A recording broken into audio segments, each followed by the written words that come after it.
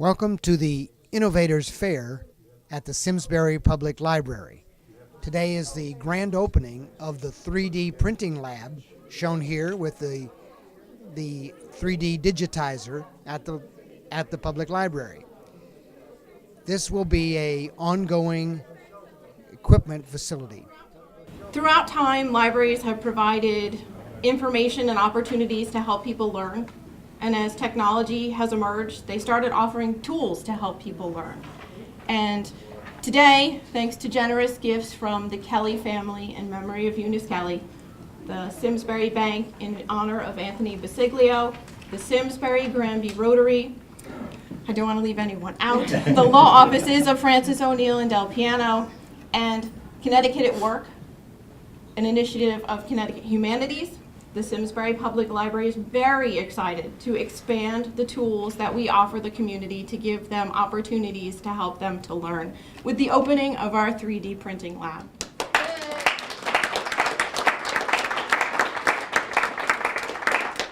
On behalf of the library and its staff, I want to thank everyone who had a hand in making this possible. Susan Ray, the head of Adult Services, and I would like to present Bud Kelly with a gift printed on our 3D printer to commemorate this day. Now, when I was showing Bud the new printer, he asked me to make something for Eunice. So Lisa and I thought about it, and we hope that you appreciate what we got. I'm sure I will. Eunice Kelly was not only a consummate supporter and advocate for the library, not just Simsbury, but libraries across the states. She was excited by new possibilities and very enthusiastic, and her enthusiasm was inspiring. For many years, those that knew Eunice, you know she wove the threads of her life together through a column that she shared with the community, A View from My Window. And it was her column that we drew inspiration from. Be careful. Because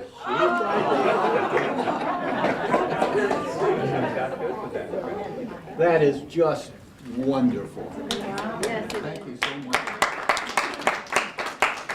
Thank you so much. Oh, thank you. I was here one day when they were trying to figure out how to make it work.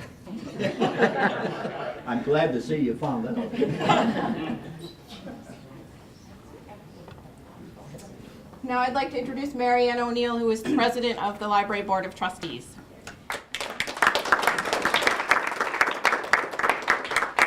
Again, I just want to thank everyone for being here, because the printer isn't just a library initiative. The whole Innovators Workshop and Fair has been a wonderful example of town departments, town commissions, the Historical Society, everybody pulling together to collaborate, to come up with a learning experience, a learning center for the library, for the entire town. And our goal is to have it serve multi-generations, so you can have the children involved with making things, helping them to show an older generation how to do things. I know my grandchildren show me. But more importantly, older generations have so much to share with their younger ones. So it's a wonderful opportunity. It was an idea that started a year or two ago that Sue Bullock had, but everyone has just come together this year to really make it happen. And I think of a field of dreams. If you can think it, they will come. So thank you very much. And here today to help us with our opening is Mary Glassman, our first selectman. The Board of Selectmen has been very supportive. We had some money in our budget for the entire effort, and it's just been, as I said, a great collaborative effort. Mary? Thank you, Miriam. Thank you. I just first want to thank Lisa and Sue and the entire Simsbury Library staff. Do we have the best Simsbury Library or what? Yeah. And as Lisa mentioned, all the people that were involved, without whose help we couldn't make this happen. Certainly the Simsbury Friends of Simsbury Friends Library have been instrumental in supporting us. The Library Board of Trustees, Mary Ann, and everybody who's here. The Simsbury Board of Selectmen, which helps to fund the library, so thank you Lisa and Cheryl for being here today to help us cut the ribbon. And most importantly, our residents, our taxpayers who support the library, who volunteer in our library, who give their heart and soul to make this such a great community, so thanks to all of you. And I think this is really a fitting memory of Eunice. Eunice was a lifelong learner. I know you probably all know the stories of her raising her wonderful family, and Chris and Sharon are here. But the fact that she went back to college after all the kids were gone, Yep. and not only went back to college, but got her master's degree. Yep. And you know, it's hard enough to go to college when you're in your 20s. Can you imagine raising a family and going back and learning? So I think that's what makes our community so great. We are all lifelong learners. This library is a place for lifelong learners. It's where we come, no matter what our age, to learn something new every day, to interact with great people in our community. So it's only fitting that whenever we see this, I will think of Eunice. And if anyone likes my bracelet, Sue Ray made it. It is made by the 3D printer. They'll be on sale at the box office.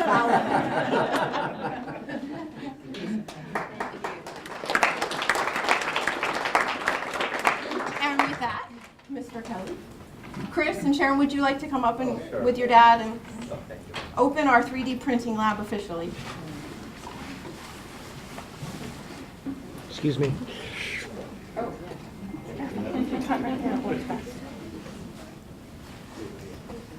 on, Chris. All right, I'll take that. You do it.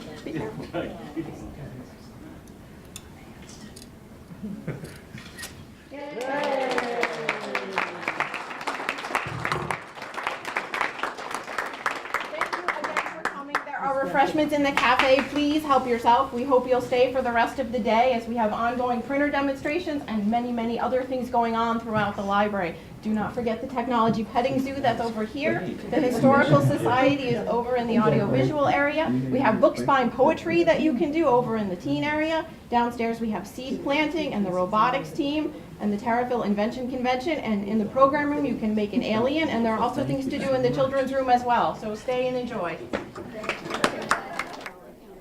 So now let's take a tour of the Innovators workshop at the library. This is the new printer.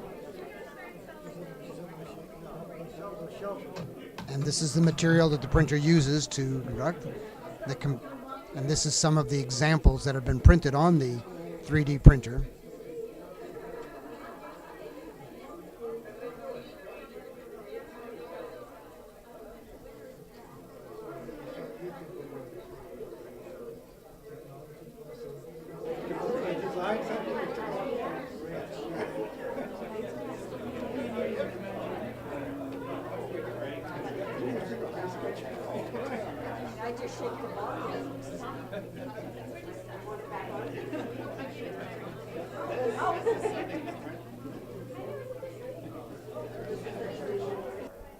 And this is the electronic petting zoo, where there are electronic games that will be used in programs with children. So this young man is using a robotic truck that's built with snap circuits.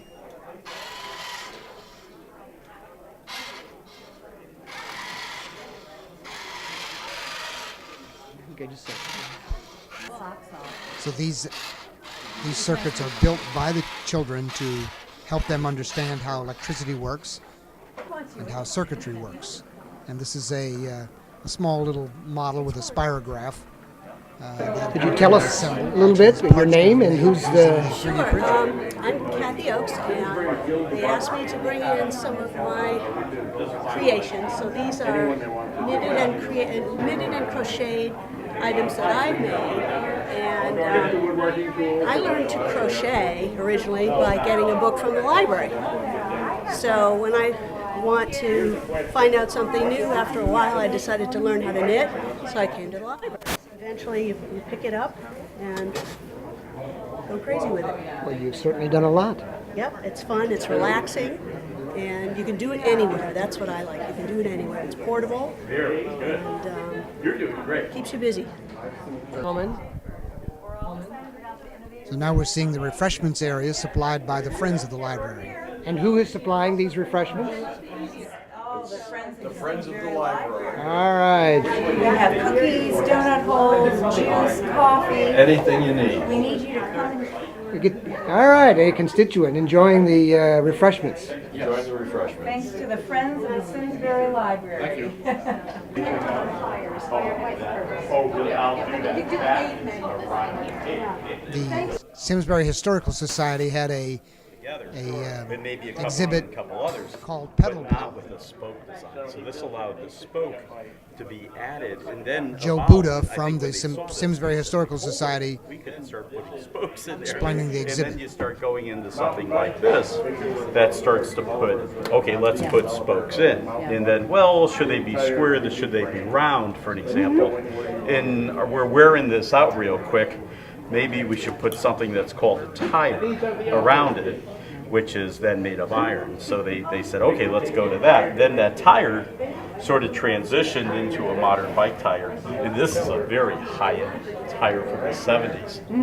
That was a Campanolo hub, a small racing hub. This, even the rim, this is a sew-up tire. If I pop this off, this tire is stitched together. Come a long way from this. Come a long way. And when I ask sometimes, why do you think this was square rather than round? But you wouldn't get the torque. A good example, they put a square with the round coming out, but the square metal fit in to lock it to give it the torque and the strength of that. But the round, a little piece of horn or something, Trousers that trying caught to in the bang chain. out. It actually helps you get healthy. Just showing it right from the time. Children down in the children's area doing crafts activities. You wrote your name all by yourself. Excellent. Is orange one of your favorite colors? Very good. Good work. Oh, well. An innovation wall. Said it all already. Say it again. Say it again. Say it Sure, you can say it again. The wall is to allow people to put up what comes to mind regarding innovation. Got a couple things here to question, to have a vision, and to use your imagination. This wall was completely that filled goes. by the end of the day.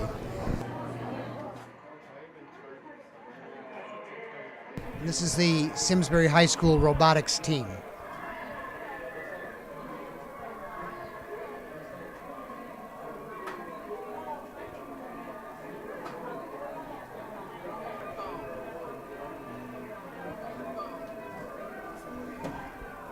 Young man is the mascot for the robotics team.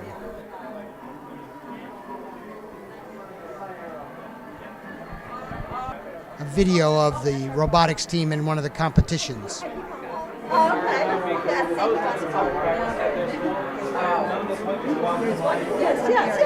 I can remember your name, but I remember your name.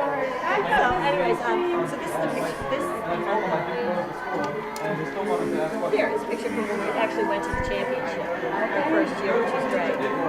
In St. Louis, yeah. It's actually international. How did you do with that one? We did great. We were the highest rookie seed. Oh, really? Yeah, highest rookie. I guess just knock over the water bottle. A little robot that should be able to pick up the water bottle.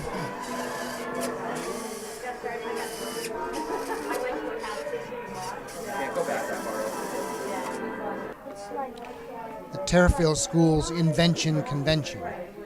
Young man with a survival tube. Like a cane? Yeah. And like people that like maybe touch the back. Yeah. Like there's a backpack that's full of stuff might be heavy, so this is kind of like something that can hold things inside. Like there's Oh, okay. you can hold it inside, but it's like a backpack. So if you were going to Titanium or something, you would use this? Yes. And use it as like a... No, I know.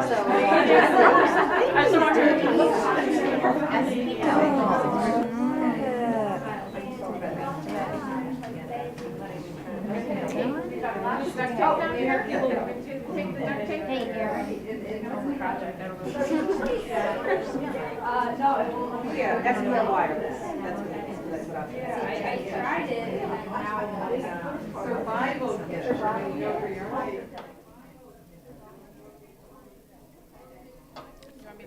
In an area where children and adults were invited to make their own alien out of recyclable materials.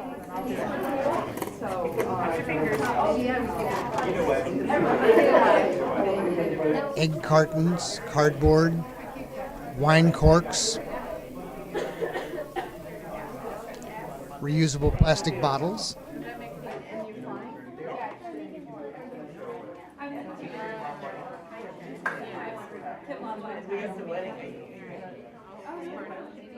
And the plant your own seed, taking sunflower seeds and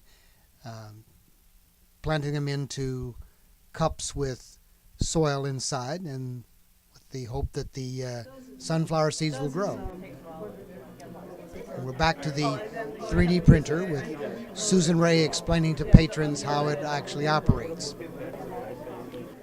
This is another 3D printer which is made by a local resident who made his own 3D printer at a cost of about $250. And he's used his printer to make many different items, such as these quadcopters. All the plastic parts on the quadcopter were made on his 3D printer. So this is where I found this is where so I just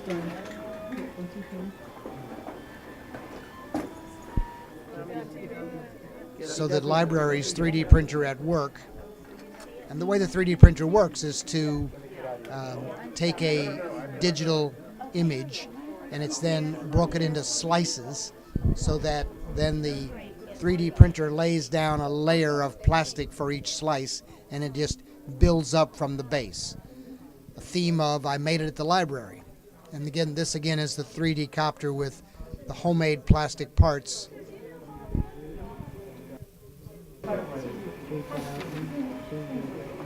So this is already programmed. He's not going to move.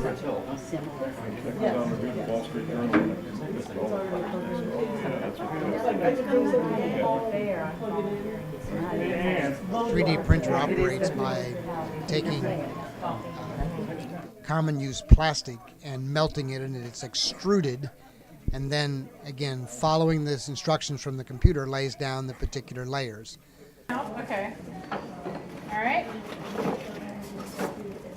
We're back to the make your own alien activity.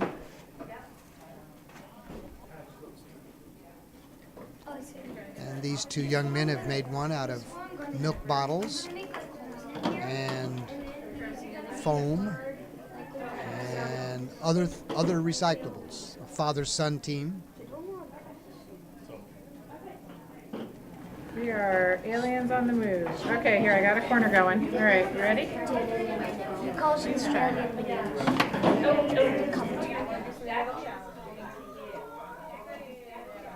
Back to the seed planting of the sunflower seeds. This is an exhibit using marshmallows, and the patrons were invited to make various multi-dimensional items.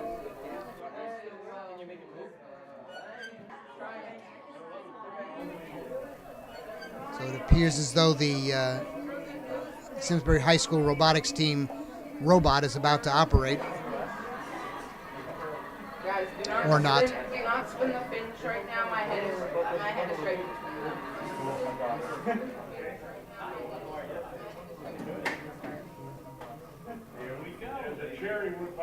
This is the book spline poetry, where you use the titles of books to make 3- and 4-line poetry. So there's an examples of some of the poetry composed by various patrons. I'll help by reading this one. You can heal your life. Nothing to lose. Half-broken things.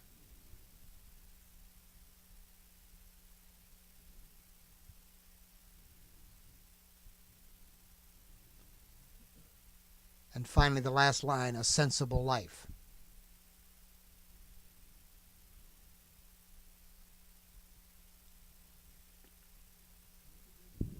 A lot of activity by people choosing book titles to make these.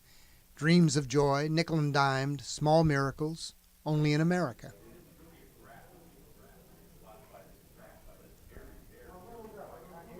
Morning, Noon, and Night, Troublemakers, Blink, Never Let Me Go.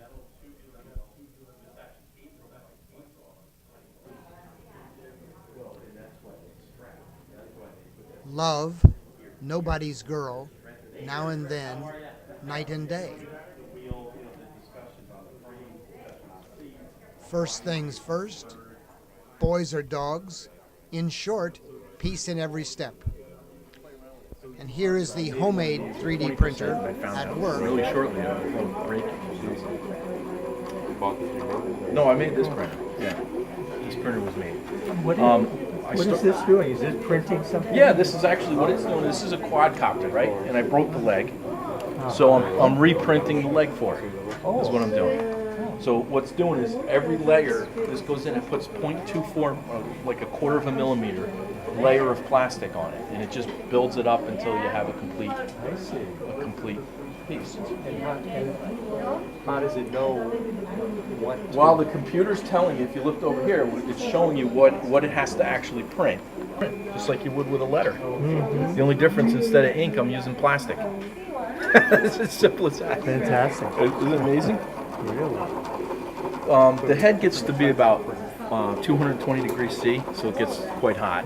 And then this is a heated print bed, which is running about 70 degrees C, so it keeps it from warping or whatever. That's it. And then there's this is the newer type. They're all 100% printed, all the parts. And what I'm doing right now is making another leg because I broke this. A little hard landing, you know. Why do you need two? That one. In case I break one. So all those models of things are.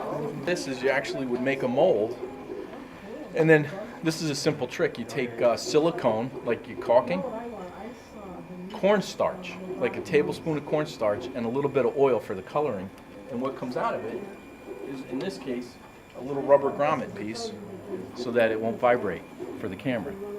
So you basically make a mold on the printer, and then you make whatever you want in the mold. Yeah, I've seen things that a 3D printer can make, but I never seen an actual. What does the cornstarch add to this? And then there's a program called NetFab that's free. You've used that before? Okay, so that corrects the STL file, and then you basically just download that into the printer face. Yeah, so he's using, there's basically two firmwares that you use these two. I found this one to be easier To print 3D. Yeah. Print it. I resized it. They typically. Sue Ray explaining the use of the 3D digitizer, which operates like a turntable with two lasers and a camera, and that provides an image of the item you want to make. Or you can download the computer instructions off of free sites at various sites on the internet. Back to the spine poetry. As you can see, many people got into the spine poetry. And now back to the Simsbury Historical Society exhibit on pedal power. The Innovators, the 3D printing lab, will be open in the library, available for patrons to use when there is a volunteer who's been trained to supply adult supervision. So if you're interested in getting involved in this, please call the library, come by the library, and we will sign you up for some training to be the responsible adult that helps with the supervision for the 3D print lab. And by the way, you'll learn a great deal about 3D printing. The Innovators Fair is just the beginning of what the library hopes to have as a series of teaching tools and hands-on capability that the library intends to make available to the library patrons. Thank you for this visit to the Innovators Fair at the Simsbury Public Library.